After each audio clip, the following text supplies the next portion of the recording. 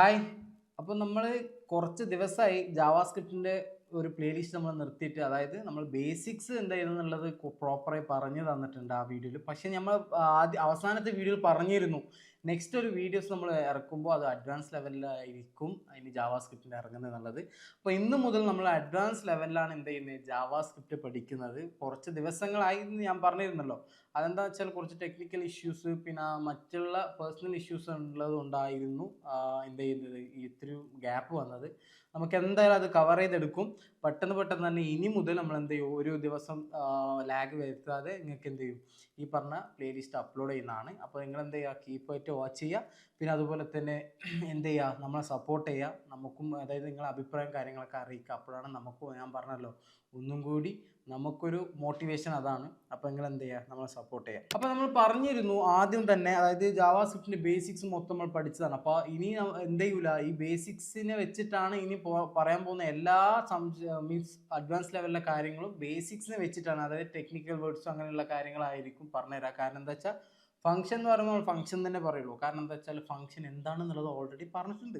അപ്പോൾ നിങ്ങൾ എന്ത് ചെയ്യുക, അതൊന്ന് പോയി കാണാം, കണ്ടതിന് ശേഷം മാത്രം കാണാം. അല്ലാത്ത വയസ്സ് നിങ്ങൾക്കിത് കണ്ട് മനസ്സിലാവില്ല എന്നുള്ളത് ഉറപ്പാണ്. അപ്പോൾ എന്ത് ചെയ്യുക, മസ്റ്റായിട്ട് ബേസിക്സ് നിങ്ങൾ എന്ത് ചെയ്യുക, വാച്ച് ചെയ്യാം. ഓക്കെ. അപ്പോൾ നമ്മൾ ആദ്യം പറയാൻ പോകുന്നത് എന്താണ്, ഇപ്പോൾ ഈ ജാവാസ്ക്രിപ്റ്റ് നമ്മൾ പറഞ്ഞു. ജാവാസ്ക്രിപ്റ്റ് എന്നുള്ളത് ഒരു ബ്രൗസർ ലാംഗ്വേജ് ആണ്. നമുക്ക് എന്ത് ചെയ്യാം, ഒരു ബ്രൗസറിൽ ഇൻട്രാക്ഷൻസ് കാര്യങ്ങളൊക്കെ ആനിമേഷൻസ് ഒക്കെ നമുക്ക് എന്ത് ചെയ്യാം, ഈ ജാവാസ്ക്രിപ്റ്റ് ഉപയോഗിച്ച് ചെയ്യാൻ പറ്റും. ഇവിടെ നമ്മൾ പറയുമ്പോൾ ആദ്യം തന്നെ പറഞ്ഞ ഒരു കാര്യമാണ് എന്ത്, ബ്രൗസർ ലാംഗ്വേജ് ആണ്. ഈ ജാവാസ്ക്രിപ്റ്റ് ബ്രൗസർ ലാംഗ്വേജ് ആണെങ്കിൽ എങ്ങനെയാണ് ഈ കോഡ്, ഇത് ഹ്യൂമൻ റീഡബിൾ ആയിട്ടുള്ള കോഡ് എങ്ങനെയാണ് നമ്മുടെ വെബ് ബ്രൗസറിൽ വർക്ക് ചെയ്യുന്നത് എന്നുള്ള സംശയം നിങ്ങൾക്കുണ്ടാവും. ഇപ്പോൾ നിങ്ങൾക്ക് ഇല്ലാന്നുണ്ടെങ്കിൽ ഇപ്പം നിങ്ങൾ ചിന്തിക്കണം. കാരണം എന്താ വെച്ചാൽ ഈ മിഷൻ കോഡ്, അതായത് ഈ പറഞ്ഞ ബ്രൗസർ അല്ലെങ്കിൽ ഈ നമ്മുടെ മിഷൻ, അതായത് കമ്പ്യൂട്ടർ, ഇവർക്ക് മനസ്സിലാവുന്ന ഒരു കോഡാണ് ബൈനറി ലാംഗ്വേജ് അല്ലേ. അതായത് 010101 എന്നുള്ള ഒരു ബൈനറി ലാംഗ്വേജ്. ഈ ബൈനറി ലാംഗ്വേജ് എങ്ങനെയാണ് നമ്മൾ ഹ്യൂമൻ റീഡബിൾ ആയിട്ടുള്ള ജാവാസ്ക്രിപ്റ്റിലെ കോഡിൽ എഴുതിയ ഇവർക്ക് എങ്ങനെയാണ് മനസ്സിലാവുക എന്നുള്ള നിങ്ങൾക്ക് ആ സംശയം നിങ്ങൾക്ക് ഉണ്ടാവും. അപ്പോൾ എന്താണെന്ന് വെച്ചാൽ ഇന്ന് നമ്മൾ പഠിക്കാൻ പോകുന്നത് എങ്ങനെയാണ് ഒരു ജാവാസ്ക്രിപ്റ്റ് മെഷീൻ കോഡിലേക്ക് റൺ ആവുന്നത്, പിന്നെ എന്താണ് ജാവാസ്ക്രിപ്റ്റിൻ്റെ ബാക്കിൽ ബിഹൈൻഡ് ദി സ്ക്രീൻ എന്തൊക്കെയാണ് നടക്കുന്നുള്ള കാര്യങ്ങളാണ് നമ്മൾ ഇന്ന് മുതൽ സംസാരിക്കാൻ പോകുന്നത്. ഓക്കെ. അപ്പോൾ ജാവാസ്ക്രിപ്റ്റിന് നിങ്ങൾ മനസ്സിലാക്കുക, ഒരു ജാവാസ്ക്രിപ്റ്റിന് റൺ ആവണം എന്നുണ്ടെങ്കിൽ അതിനൊരു എൻവയൺമെൻറ്റ് വേണം, ഇല്ലെങ്കിൽ ഒരു സ്പേസ് വേണം അല്ലേ. ആ ഒരു സ്പേസ് ആണ് നമ്മൾ എടുക്കുന്നത് വെബ് ബ്രൗസർ. ആ വെബ് ബ്രൗസറിലാണ് നമ്മൾ എന്ത് ചെയ്യുന്നത്, റൺ ചെയ്യുന്നതും എക്സിക്യൂഷൻ കാര്യങ്ങളൊക്കെ ചെയ്യുന്നത്. അപ്പോൾ ഇതിൻ്റെ ഇടയിൽ, അതായത് ഈ നമ്മൾ ജാവാസ്ക്രിപ്റ്റിൽ കോഡ് എഴുതുന്നു, റൺ ചെയ്യുന്നു, അത് എന്ത് ചെയ്യുന്നു, ഇതിൽ എക്സിക്യൂട്ടായി നമുക്ക് കാണുന്നു അല്ലേ. നമ്മൾ ഇതുവരെ നമ്മൾ അങ്ങനെയാണ് പഠിച്ചത്, ബ്രൗസറിലാണ് നോക്കി പഠിച്ചത് അല്ലേ. അപ്പോൾ ഇതിൻ്റെ ഇടയിൽ മൾട്ടിപ്പിൾ കാര്യങ്ങൾ നടക്കുന്നുണ്ട്. ആ മൾട്ടിപ്പിൾ കാര്യങ്ങൾ എന്തൊക്കെയാണ് എന്നുള്ള കാര്യങ്ങളും കൂടിയാണ് നമ്മൾ എന്ത് ചെയ്യുന്നത്, ഇന്ന് മുതൽ പഠിക്കാൻ പോകുന്നത്. എന്നിട്ടാണ് അതിൻ്റെ അഡ്വാൻസ് ലെവലിലേക്ക് നമ്മൾ പോകുന്നത് തന്നെ. കാരണം എന്താണെന്ന് വെച്ചാൽ നമ്മൾ ഇതിൻ്റെ വർക്കിംഗ് അറിയില്ല, ഈ ജാവാസ്ക്രിപ്റ്റിൻ്റെ വർക്കിംഗ് അറിയില്ല എന്നുണ്ടെങ്കിൽ നമ്മൾ കുറച്ചും കൂടി അഡ്വാൻസ് ലെവലിൽ പോകുമ്പോൾ ഈ കോൾ ബാക്ക്, ഹോയിസ്റ്റിംഗ് ഇങ്ങനെയുള്ള കാര്യങ്ങളൊക്കെ പോകുമ്പോൾ ഇതൊന്നും ടെക്നിക്കൽ വേർഡ്സ് കണ്ടെങ്കിൽ പേടിക്കേണ്ട ആവശ്യമില്ല. ഇതൊക്കെ നിങ്ങൾക്ക് സിമ്പിളായി പറഞ്ഞിരുന്നതാണ്. ഓക്കെ. അപ്പോൾ ഈ ആദ്യം നിങ്ങൾ ഇതിന് തൊട്ട് മുമ്പ്, അതായത് ഈ പറഞ്ഞ കാര്യങ്ങൾ അറിയുന്നതിന് മുമ്പ് കുറച്ച് കാര്യങ്ങൾ കൂടി നിങ്ങൾ എന്ത് ചെയ്യണം, അറിയണം. ആദ്യത്തെ കാര്യം എന്ന് വെച്ചാൽ ഈ JavaScript code line by line ആണ് എക്സിക്യൂട്ട് ചെയ്യുന്നത്. അതായത് നമ്മൾ ആദ്യം ഇപ്പോൾ console.logൽ ഒരു കാര്യം കോഡ് എഴുതി, പിന്നെ ഒരു വേറെ എന്തെങ്കിലും കോഡ്, ഇല്ലെങ്കിൽ ഫംഗ്ഷൻ എഴുതി, അല്ലെങ്കിൽ വേരിയബിൾ എഴുതി. ഇപ്പോൾ ഇവിടെ എന്താണെന്ന് വെച്ചാൽ ഒരു ലൈൻ കോഡ് എക്സിക്യൂട്ട് ചെയ്തതിന് ശേഷം, അതായത് അത് റണ്ണായി കഴിഞ്ഞാൽ അത് കഴിഞ്ഞതിന് ശേഷം മാത്രമേ എന്ത് ചെയ്യുള്ളൂ, താഴത്തേക്ക് കടക്കുള്ളൂ. അങ്ങനെ ലൈൻ ബൈ എന്തായിരുന്നതാണ് ഇത് വർക്ക് ആവുന്നതാണ് ജാവാസ്ക്രിപ്റ്റ്. ഇതിനെയാണ് പാർസർ എന്ന് പറയുന്നത്. ഓക്കെ. അത് നിങ്ങൾ മൈൻഡിൽ വെക്കുക, പാർസർ എന്താണെന്നുള്ളത്. പിന്നീട് നമ്മൾ എന്ത് ചെയ്യും, കൂടുതൽ അത് എക്സ്പ്ലെയിൻ ചെയ്ത് തരാം. അപ്പോൾ പാർസറാണ് എന്ത്, ആ പറഞ്ഞ സംഭവം. ഓക്കെ. പിന്നീടുള്ള ഒരു കാര്യമാണ് ഞാൻ പറഞ്ഞു, അതായത് ഒരു ജാവാസ്ക്രിപ്റ്റിൻ്റെ കോഡ് നമ്മുടെ വെബ് ബ്രൗസറിലേക്ക് കൺവേർട്ട് ആവണം എന്നുണ്ടെങ്കിൽ നമുക്ക് ഇടയിൽ ഒരു മധ്യവർത്തി ഉണ്ട്. ആ മധ്യവർത്തിയാണ് നമ്മുടെ JavaScript engine. Okay. JavaScript engine എന്താ വെച്ചാൽ, ഇപ്പം നോർമലി ഈ വെബ് ബ്രൗസറിനൊന്നും ജാവാസ്ക്രിപ്റ്റിൻ്റെ കോഡ് അറിയില്ല. നോർമലി നമ്മൾ നേരിട്ട് പോയി റൺ ചെയ്ത് കഴിഞ്ഞാൽ അവർക്ക് ഇതിനെക്കുറിച്ച് യാതൊരു ഐഡിയ ഇല്ലാത്ത ആൾക്കാരാണ്. അതായത് ഈ കോഡ് എന്താണെന്നുള്ളത്. കാരണം ഞാൻ പറഞ്ഞിരുന്നു, ഇവർക്ക് മനസ്സിലാവുന്നത്, ഇവർ മിഷനിലേക്ക് മനസ്സിലാവുന്നത് ഒരു ബൈനറി ലാംഗ്വേജ് ആണ്. ആ ബൈനറി ലാംഗ്വേജ് ഈ പറഞ്ഞ ഹ്യൂമൻ റീഡബിൾ ആയിട്ടുള്ള ഈ സംഭവം കൊടുത്തു കഴിഞ്ഞാൽ മനസ്സിലാവൂല.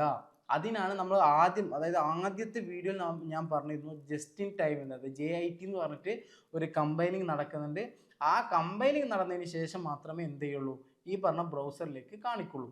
അപ്പോൾ ഇതിൻ്റെ ഇടയിൽ ഈ കമ്പൈനിങ്ങും ഈ സംഭവമൊക്കെ നടക്കുന്നതിന് ഒരു സംഭവമാണ് ജാവാസ്ക്രിപ്റ്റ് എഞ്ചിൻ. ഓക്കെ, ഏത് ബ്രൗസർ എടുത്ത് നോക്കിയാലും ഈ ജാവാസ്ക്രിപ്റ്റ് എഞ്ചിൻ ഇൻബിൽഡ് ആയിട്ട് അവർക്ക് ഉണ്ടാവും. ഓക്കെ, എഞ്ചിൻ എന്ന് വിചാരിക്കുമ്പോൾ നിങ്ങൾ മനസ്സിൽ വിചാരിക്കുന്ന എഞ്ചിൻസ് ഒന്നുമല്ല, അതായത് അവിടെ ഒരു പ്രോസസ്സിങ് നടക്കുന്നുണ്ട്, ഒരു മൾട്ടിപ്പിൾ പ്രോസസ്സിങ് നടക്കുന്നുണ്ട്. ഇപ്പോൾ ഫോർ എക്സാമ്പിൾ നമ്മൾ ക്രോമിലാണ് നമ്മൾ ഇത്രയും കാലം ഉപയോഗിച്ചിട്ടുള്ളത്. ഓക്കെ, ക്രോമിൽ ഉപയോഗിക്കുമ്പോൾ നമ്മൾ എന്ത് ചെയ്യുന്നു, ഇവിടെ നിന്ന് കോഡ് എഴുതുന്നു, ഇവിടെ കോഡ് എഴുതുന്ന നേരെ എന്ത് ചെയ്യുന്നു, ബ്രൗസറിൻ്റെ ഇൻസ്പെക്ട് എടുത്തിട്ട് നിങ്ങൾക്ക് കാണിച്ചു തന്നിട്ടുണ്ട്. അപ്പോൾ ആ ഇൻസ്പെക്ട് ക്ലിക്ക് ചെയ്യുമ്പോൾ അവിടെ എങ്ങനെയാണ് കൺസോളിൽ കാണുന്നത് ബ്രൗസറിന്, അതാണ് ജാവാസ്ക്രിപ്റ്റ് എഞ്ചിൻ ചെയ്യുന്നത്. അപ്പോൾ ജാവാസ്ക്രിപ്റ്റ് എഞ്ചിൻ എന്താണെന്ന് വെച്ചാൽ അത് നമ്മൾ എന്താണെന്ന് വെച്ചാൽ മെഷീൻ കോഡിലേക്ക് കൺവേർട്ട് ചെയ്യുന്ന ഇടയിൽ വർക്ക് ചെയ്യുന്ന ഒരു സംഭവമാണ് എഞ്ചിൻ. അതായത് നമ്മൾ ഹ്യൂമൻ റീഡബിൾ ആയിട്ടുള്ള കോഡ് എഴുതുന്നു, ആ കോഡ് എന്ത് ചെയ്യും, ഈ പറഞ്ഞ ജാവാസ്ക്രിപ്റ്റ് എഞ്ചിൻ എടുക്കും. ആ എഞ്ചിൻ എന്ത് ചെയ്യും, ഈ ജസ്റ്റ് ഇൻ ടൈം കാര്യങ്ങളൊക്കെ ഉപയോഗിച്ച് അതിനെന്ത് ചെയ്യും, കമ്പൈൽ ചെയ്തിട്ട് മെഷീൻ കോഡിലേക്ക് കൺവേർട്ട് ചെയ്തിട്ടാണ് വെബ് ബ്രൗസറിന് കൊടുക്കുന്നത്. CPU കൊടുക്കുന്നത്. ഈ CPU ആണ് നമ്മളെ ഈ വെബ് ബ്രൗസറും കാര്യങ്ങളൊക്കെ എന്ത് ചെയ്യും, വർക്ക് ആയിരുന്നത്. ഓക്കെ, അപ്പോൾ ഇത്രയും കാര്യങ്ങൾ നിങ്ങൾ എന്ത് നോർമലി മനസ്സിലാക്കി വെച്ചാൽ മതി. ഇനിയാണ് ഈ പറയാൻ പോകുന്നത്. അപ്പോൾ ഇവിടെ നടക്കുമ്പോൾ എല്ലാ ബ്രൗസറിനും ഓരോ എഞ്ചിൻ ഉണ്ടാവും. ഫോർ എക്സാമ്പിൾ നമ്മൾ ക്രോമിലാണ് ഉപയോഗിച്ചത്, ക്രോമിൻ്റെ എഞ്ചിനാണ് V8 എഞ്ചിൻ. ഓക്കെ, ഇവരാണ് ഈ V8 എഞ്ചിൻ എന്ന് വെച്ചാൽ നമ്മുടെ ഗൂഗിളാണ് ഉണ്ടാക്കിയത്. അപ്പോൾ ആ ക്രോമിനെ ഉപയോഗിച്ചിട്ടാണ് V8 എഞ്ചിൻ ഉപയോഗിച്ചിട്ടാണ് ഇവിടെ വർക്ക് ചെയ്യുന്നത്. ഇനി നേരെ മറിച്ച് ഫയർഫോക്സ് എടുത്ത് നോക്കിയാൽ അവിടെ എന്തുണ്ട്, അവർക്കുള്ളതാണ് സ്പൈഡർ മങ്കി എന്ന് പറഞ്ഞിട്ടൊരു എഞ്ചിൻ. അത് അവരെ ഉപയോഗിക്കുന്ന ഒരു എഞ്ചിനാണ്. അതായത് ഇൻ്റർനെറ്റ് എക്സ്പ്ലോറർ, അതായത് പണ്ടത്തെ ഒരു മൈക്രോസോഫ്റ്റിൻ്റെ ഒരു ബ്രൗസറാണ്, അതിൽ ഉപയോഗിക്കുന്ന എഞ്ചിനാണ് ചക്ര. ഇനി സഫാരി എടുക്കുകയാണ്, അതായത് മാക് ബുക്ക് അവർക്ക് ഉണ്ടാകുന്നവർക്ക് മനസ്സിലാവും, സഫാരി എന്നുള്ള ഒരു ബ്രൗസർ ഉണ്ട്, അതിന് ഉപയോഗിക്കുന്നതാണ് നൈട്രോ, അതായത് ജാവാസ്ക്രിപ്റ്റ് കോർ നൈട്രോ എന്നാണ് പറയുന്നത്. അപ്പോൾ ഇവരൊക്കെ ഉപയോഗിക്കുന്ന ഓരോ എഞ്ചിൻ ഉപയോഗിക്കുന്നുണ്ട്. ഈ എഞ്ചിൻ എന്തിനാണ് ഉപയോഗിക്കുന്നത്, ജാവാസ്ക്രിപ്റ്റ് നമ്മുടെ വെബ് ബ്രൗസറിൽ സപ്പോർട്ട് ആവണമെങ്കിൽ, അതായത് റൺ ആവണം, അത് മെഷീനിലോട്ട് കൺവേർട്ട് ആയി റൺ ആവണം എന്നുണ്ടെങ്കിൽ ഈ എഞ്ചിൻ ഇല്ലാതെ നമുക്ക് എന്ത് ചെയ്യാൻ പറ്റില്ല, ഉപയോഗിക്കാൻ പറ്റില്ല. ഓക്കെ, അപ്പോൾ ജാവാസ്ക്രിപ്റ്റ് എഞ്ചിനെ കുറിച്ച് നമ്മൾ പ്രോപ്പറായിട്ട് പിന്നീടുള്ള ഒരു വീഡിയോസിലൊക്കെ പറയുന്നതാണ്. കാരണം ഞാൻ പറഞ്ഞല്ലോ മൾട്ടിപ്പിൾ വീഡിയോസ് നമ്മൾ വരുന്നുണ്ട്, ഈ നോട്ട്ജീസ് അങ്ങനെയുള്ള പല കാര്യങ്ങളും നമ്മൾ എന്ത് ചെയ്യുന്നുണ്ട്, എടുക്കുന്നുണ്ട്. അപ്പോഴൊക്കെ നിങ്ങൾക്ക് പ്രോപ്പറായി മനസ്സിലാക്കി തരാം. ഓക്കെ, ഇപ്പോൾ ജസ്റ്റ് ഇങ്ങനെ മനസ്സിലാക്കിയാൽ മതി. ജാവാസ്ക്രിപ്റ്റ് എഞ്ചിൻ ഉണ്ട്, ആ എഞ്ചിനാണ് എന്ത് ചെയ്തത്, കമ്പൈൽ ചെയ്തിട്ട് ഈ പറഞ്ഞ വെബ് ബ്രൗസറിലേക്ക് കൊടുക്കുന്നത്. ഓക്കെ, പിന്നീടുള്ള ഒരു കാര്യമാണ് ഫങ്ഷൻ എക്സ്പ്രഷൻ പറഞ്ഞിട്ടൊരു കാര്യം കൂടി നിങ്ങൾ അറിയണം. കാരണം എന്താ വെച്ചാൽ ഞാൻ ഇപ്പോൾ ഇനി മുന്നോട്ട് പറയുമ്പോൾ ഒക്കെ ഫങ്ഷൻ എക്സ്പ്രഷൻ എന്ന് മാത്രമേ പറയുള്ളൂ. അപ്പോൾ നിങ്ങൾ മനസ്സിലാക്കിയാൽ മതി. ഫങ്ഷൻ എക്സ്പ്രഷൻ എന്ന് വെച്ചാൽ നമ്മൾ പഠിച്ച ഒരു കാര്യം കൂടിയാണ് അനോണിമസ് ഫങ്ഷൻ എന്ന് വെച്ചത്. ഓക്കെ അല്ലേ, അതായത് അനോണിമസ് ഫങ്ഷൻ ഉണ്ട്, ആ ഫങ്ഷനെ കോൾ ചെയ്യാൻ വേണ്ടി നമ്മൾ ഒരു വേരിയബിളിലേക്ക് അസൈൻ ചെയ്യും, എന്നിട്ട് ആ വേരിയബിളാണ് കോൾ ചെയ്യുന്നത്. ഓക്കെ, അപ്പോൾ ഇതാണ് ഫങ്ഷൻ എക്സ്പ്രഷൻ. അപ്പോൾ ഇത് ഫങ്ഷൻ എന്ന് വെച്ചാൽ നോർമലി ഒരു ഫങ്ഷനാണ്, ആ ഫങ്ഷൻ എന്ത് ചെയ്തിട്ടുണ്ടാവും, ഒരു വേരിയബിൾ അസൈൻ ചെയ്തിട്ടുണ്ടാവും, ആ വേരിയബിൾ നമ്മൾ കോൾ ചെയ്യും. ഇത്രയും കാര്യങ്ങൾ എന്ത് ചെയ്യുക, ഇതിന് തൊട്ട് മുമ്പ് ഒന്ന് മനസ്സിലാക്കി വെക്കുക. ഓക്കെ, ഇനിയാണ് നമ്മൾ പറയാൻ പോകുന്നത് മെയിൻ ആയിട്ടുള്ള കാര്യങ്ങൾ. ഓക്കെ, ഇത്രയും കാര്യങ്ങൾ നമ്മൾ മനസ്സിലാക്കുക. പിന്നെ ഇനി പറയാൻ പോകുന്ന ഒരു കാര്യമാണ്, അതായത് മെയിൻ ആയിട്ടുള്ള കൺസെപ്റ്റ് വെച്ചാൽ ഇപ്പോൾ നമ്മൾ എന്ത് ചെയ്യുന്നു, ഒരു ജാവാസ്ക്രിപ്റ്റിൽ ഒരു കോഡ് എഴുതുന്നു. ഫോർ എക്സാമ്പിൾ നമ്മൾ പഠിച്ച പോലെ തന്നെ ഇവൻറ്റ് ഹാൻഡ്ലിങ് നമ്മൾ പഠിച്ചതാണ്. അതിൽ ഓൺ ക്ലിക്ക്, അതായത് ക്ലിക്ക് ചെയ്യുമ്പോൾ നമുക്ക് എന്തെങ്കിലും വർക്ക് ചെയ്യണമെങ്കിൽ ഉപയോഗിക്കുന്ന ഒരു സംഭവമാണ് ഓൺ ക്ലിക്ക്. ഇപ്പോൾ ഇങ്ങനെയുള്ള ഫങ്ഷൻസ് നമ്മൾ എന്ത് ചെയ്യുന്നു, ഈ പറഞ്ഞ ജാവാസ്ക്രിപ്റ്റിൽ കോഡ് എഴുതുന്നു. കോഡ് എഴുതിയതിന് ശേഷം നമ്മൾ എന്ത് ചെയ്യുന്നു, കമ്പൈൽ ചെയ്ത് മീൻസ് നമ്മൾ റൺ ചെയ്യുന്ന ടൈമിൽ ഇവിടെ എന്താ ചെയ്യുന്നത് വെച്ചാൽ ജാവാസ്ക്രിപ്റ്റ് എഞ്ചിൻ, ഞാൻ പറഞ്ഞു നേരത്തെ പറഞ്ഞ പോലെ എഞ്ചിനാണ് എന്ത് ചെയ്യുന്ന കോഡ് എടുക്കും. കോഡ് എടുത്തതിന് ശേഷം ഈ എഞ്ചിൻ എക്സിക്യൂട്ട് ചെയ്യും. ഈ എക്സിക്യൂട്ട് ചെയ്യുന്നതിന് തൊട്ട് മുമ്പ് ഒരു എൻവയറമെൻറ്റ് അവർ ക്രിയേറ്റ് ചെയ്യും. ആര്, ഈ ജാവാസ്ക്രിപ്റ്റ് എഞ്ചിൻ. ഓക്കെ, നമ്മൾ പറഞ്ഞതുപോലെ തന്നെ ഇനി ജാവാസ്ക്രിപ്റ്റ് ഇപ്പോൾ നമ്മൾ നോർമലി ഒരു ഫംഗ്ഷൻ എഴുതുന്നു, ഫംഗ്ഷൻ ചെയ്തിട്ട് റൺ ചെയ്യുന്നു അല്ലേ. അപ്പോൾ ഫംഗ്ഷൻ ചെയ്തിട്ട് റൺ ചെയ്യുമ്പോൾ ഇത് എന്താ ചെയ്യുക, ഈ ജാവാസ്ക്രിപ്റ്റ് എഞ്ചിൻ എടുക്കും. എഞ്ചിൻ എടുത്തതിന് ശേഷം ഈ എഞ്ചിൻ എന്താ ചെയ്യുന്നത് വെച്ചാൽ ഇത് എക്സിക്യൂട്ട് ചെയ്യണമല്ലോ. എക്സിക്യൂട്ട് ചെയ്യുന്നതിന് മുമ്പ് പല പ്രോസസ്സിങ് ഇവിടെ നടക്കുന്നുണ്ട്. ആദ്യം നടക്കുന്നത് എന്താ വെച്ചാൽ ഇതിനെല്ലാം എടുത്തതിന് ശേഷം ഒരു എക്സിക്യൂട്ട് ചെയ്യാൻ വേണ്ടി ഇത് ഒരു എൻവയറമെൻറ്റിലാക്കി വെക്കും. ഓക്കെ, ഈ എൻവയറമെൻറ്റിലാക്കിയിട്ട് ഇപ്പോൾ നമ്മൾ ഫോർ എക്സാമ്പിൾ നമ്മൾ തന്നെ കുറേ സ്റ്റോക്സ് എന്ത് ചെയ്യുന്നു, വന്ന് കിടക്കുന്നുണ്ട്. ഇപ്പോൾ ഫോർ എക്സാമ്പിൾ നിങ്ങൾക്ക് ഒരു ഷോപ്പ് ഉണ്ട്, ആ ഷോപ്പിൽ ഇപ്പോൾ എന്താ വെച്ചാൽ എന്താ ഷോപ്പ്, ഫോർ എക്സാമ്പിൾ ഉള്ളിൻ്റെ ഒരു ഓനിയൻ്റെ കടയാണ്. അപ്പോൾ നിങ്ങൾക്ക് എന്താ വെച്ചാൽ മൾട്ടിപ്പിൾ സ്റ്റോക്ക് വന്ന് ഇറങ്ങുന്നു.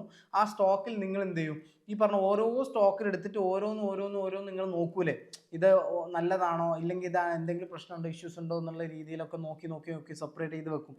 അതുപോലെ എന്തെന്ന് വെച്ചാൽ ഇവിടെയും ഈ പറഞ്ഞ ജാവാസ്ക്രിപ്റ്റ് എഞ്ചിന് ഒരു എൻവയറമെന്റ് ക്രിയേറ്റ് ചെയ്തിട്ട് അവിടെ എന്ത് ചെയ്യും, ലൈൻ ബൈ എന്ത് ചെയ്യും, ഈ പറഞ്ഞ കോഡിനെ നോക്കി ലൈൻ ബൈ നോക്കും. ഫങ്ഷൻസ്, വേരിയബിൾസ് ഇതിനൊക്കെ സെപ്പറേറ്റ് ചെയ്തിട്ടാണ് എക്സിക്യൂട്ട് ചെയ്യുന്നത്. അപ്പോൾ ഈ പറഞ്ഞ ഈ എൻവയറമെന്റിനാണ് നമ്മൾ പറയുന്നത്, ആ എൻവയറമെന്റിന്റെ പേരാണ് എക്സിക്യൂഷൻ കോണ്ടെക്സ്റ്റ് എന്ന് പറയുന്നത്. ഓക്കെ, അപ്പോൾ എക്സിക്യൂഷൻ കോണ്ടെക്സ്റ്റ് എന്താ മനസ്സിലായി ഉള്ളത്, എവിടെയാണ്, ജാവാസ്ക്രിപ്റ്റ് എഞ്ചിനിലാണ്.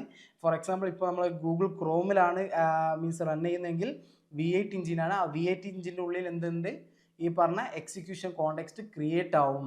എപ്പോഴാണോ റൺ ആവുന്നത് ആ റൺ ടൈമിൽ ഇവിടെ ഒരു എക്സിക്യൂഷൻ കോണ്ടെക്സ്റ്റ് മീൻസ് ക്രിയേറ്റ് ആവും. ക്രിയേറ്റ് ആയതിനു ശേഷം എന്താ ചെയ്യുന്നത് എന്നുള്ളതാണ് ഇനി പറയാൻ പോകുന്നത്. അപ്പോൾ ഇതിന് തൊട്ട് മുമ്പ് ഒരു കാര്യം കൂടി പറയാനുണ്ട്. ഞാൻ ഇപ്പോൾ പറഞ്ഞില്ലേ ഒരു എൻവയറമെന്റ് ക്രിയേറ്റ് ചെയ്യും, അതിനെയാണ് എന്ത് എക്സിക്യൂഷൻ കോണ്ടെക്സ്റ്റ് പറഞ്ഞതല്ലേ. ഇപ്പോൾ ഇവിടെ എന്താ വെച്ചാൽ ഈ ഗ്ലോബൽ എക്സിക്യൂഷൻ കോണ്ടെക്സ്റ്റ് ആണ് എല്ലാ കോഡും ജാവാസ്ക്രിപ്റ്റിൽ എന്തൊക്കെ എഴുതിയോ എല്ലാ ഫയൽസും എല്ലാ കോഡും റൺ ചെയ്യുന്ന ദിവസം റൺ ടൈമിൻ്റെ സമയത്ത് വന്ന് കിടക്കുന്ന ഒരു സംഭവമാണ് ഗ്ലോബൽ എക്സിക്യൂഷൻ കോണ്ടെക്സ്റ്റ്. ഓക്കെ, ആ ഗ്ലോബൽ എക്സിക്യൂഷൻ കോണ്ടെക്സ്റ്റ് വന്നപ്പോൾ വേരിയബിൾ അതുപോലെ തന്നെ ഫങ്ഷൻസിനൊക്കെ എന്ത് ചെയ്യും, ഒരു മെമ്മറിയിലാണ് അത് സ്റ്റോർ ചെയ്യുന്നത്. ഓക്കെ, ഇത്രയും കാര്യങ്ങൾ മനസ്സിലായില്ലേ. എക്സിക്യൂഷൻ കോണ്ടെക്സ്റ്റ് തന്നെ രണ്ട് ടൈപ്പ് ഉണ്ട്. നമുക്ക് ഇപ്പോൾ രണ്ട് ടൈപ്പിൽ എന്ത് ചെയ്യാം, നമുക്ക് തരംതിരിക്കാം. ഒന്നാമത്തെന്ന് വെച്ചാൽ ഗ്ലോബൽ എക്സിക്യൂഷൻ കോണ്ടെക്സ്റ്റ്, അതായത് GEC, ഗ്ലോബൽ എക്സിക്യൂഷൻ കോണ്ടെക്സ്റ്റ്. പിന്നെ ഒന്നാണ് ഫങ്ഷണൽ എക്സിക്യൂട്ട് കോണ്ടെക്സ്റ്റ്, അതായത് ഫങ്ഷൻ FEC എന്നുള്ളതാണ്, അതായത് ഫങ്ഷണൽ എക്സിക്യൂട്ട് കോണ്ടെക്സ്റ്റ് ആണ്. അതായത് ഫങ്ഷൻ വരുമ്പോൾ അതിന് വേണ്ടി ഒരു കോണ്ടെക്സ്റ്റ് അവരെന്ത് ചെയ്യും, ക്രിയേറ്റ് ചെയ്യും. ഗ്ലോബലായിട്ട് പറഞ്ഞാൽ ഗ്ലോബലായിട്ട് ഒന്ന് ക്രിയേറ്റ് ചെയ്യും, അവിടെയാണ് എല്ലാ ഫയൽസിൻ്റെയും വന്ന് കിടക്കുക. ഓക്കെ, ഇത് രണ്ടിനെ കുറിച്ച് നമ്മൾ നെക്സ്റ്റ് വീഡിയോ എന്ത് ചെയ്യും, പ്രോപ്പറായി പറഞ്ഞു തരുന്നതാണ്. അപ്പോൾ ഇതുപോലെ നല്ല വീഡിയോസ് നിങ്ങൾക്ക് കിട്ടണമെങ്കിൽ നമ്മൾ സബ്സ്ക്രൈബ് ചെയ്യുക, ഫോളോ ചെയ്യുക, നിങ്ങളുടെ അഭിപ്രായങ്ങൾ കമൻറ്റ് വഴി നമുക്ക് അറിയിക്കുക. ഓക്കെ, അപ്പോൾ നമുക്ക് അടുത്ത ടോപ്പിക്കുമായി അടുത്ത വീഡിയോയിൽ കാണാം. Keep watching.